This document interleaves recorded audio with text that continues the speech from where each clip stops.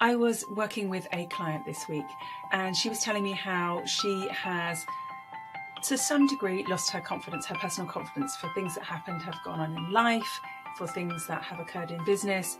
And right now, at this moment in time, she's feeling less confident in her personal expertise and her personal impact than she has done in the past.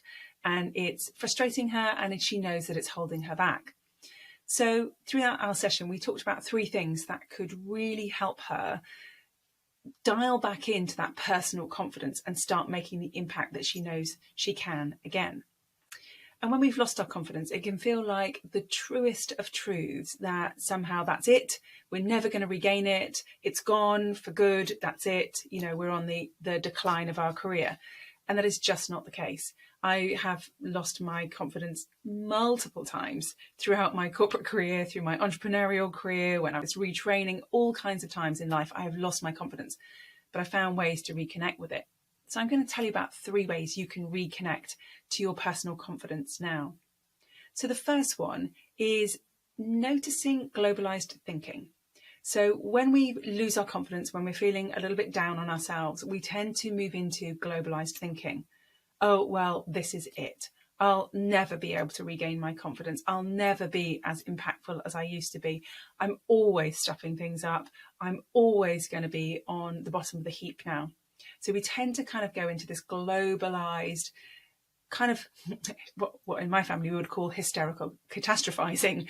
So we tend to move into hysterical catastrophizing, and it doesn't really benefit us. And it certainly makes it much harder to reconnect with that confidence, because everything you think is what's going to be true for your body, for your breath, for your voice. So if you're thinking, well, that's it, I'm done, then that's how your body, your breath, and your voice and your choice of language is going to show up. So first of all, notice when you are using that kind of language, you're using that kind of globalized language, and just go, well, that's interesting. Is that really true? And just with a very dispassionate, curious mindset, question yourself. Don't question yourself in that, oh, look, you're doing it again. That isn't going to help you, because that reinforces that behavior. But like, interesting. I wonder why that's come up today. Am I always like this? Will it always be the same? And you can kind of almost take the mickey out of yourself. And that's a really effective way of catching those globalized thoughts. Now, the second thing is body language.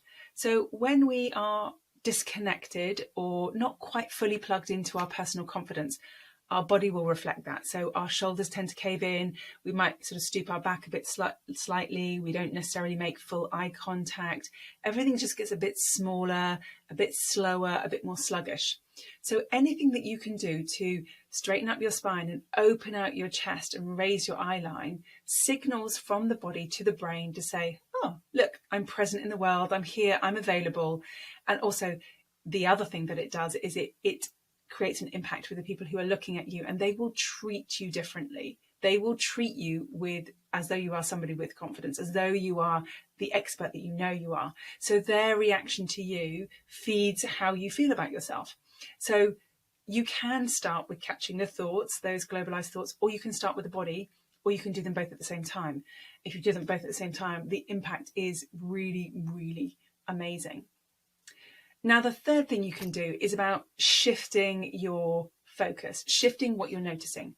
So when we're not feeling confident, when things aren't quite going in our way, we tend to focus on the negative thoughts, but we also tend to focus on the negative outcomes. So we've done something, it didn't quite work. And it might be as simple as, we cook a meal that we always cook, and for some reason today it just hasn't worked out. We focus on the fact that we've done it wrong. So in this last and third thing that I'm going to suggest you do is we start to focus on the things that are going right. We just need to start to pivot our focus and start looking at the things that are working. So however small they are, at the end of each day, just write them down. Today, I managed to make a stranger smile. Today, I helped avoid some conflict at work. Today, I saved my team X amount of time, money, or energy, whatever it might be. Today, I made my child feel happier because they were a bit upset when they came home from school. Today, whatever it might be. It can be really tiny, small things, and it doesn't have to be business related. In fact, the broader that idea of your success, the idea that you are creating success in all areas of your life, the better, actually. But if your confidence is specifically related to work, try to make sure there's plenty of work wins in there. And they don't have to be tangible wins, as in they're just, I helped my team work more effectively today. I helped someone else see what a brilliant contribution they made to the team today. So by focusing on those three things, catching that globalized thinking, expanding your body and raising your eye line, and focusing on the wins, if you can do those three things in combination, you will reconnect to and then fully plug into your personal confidence with ease in a really short amount of time. I hope you found that useful. Take care and we'll speak soon. Bye for now.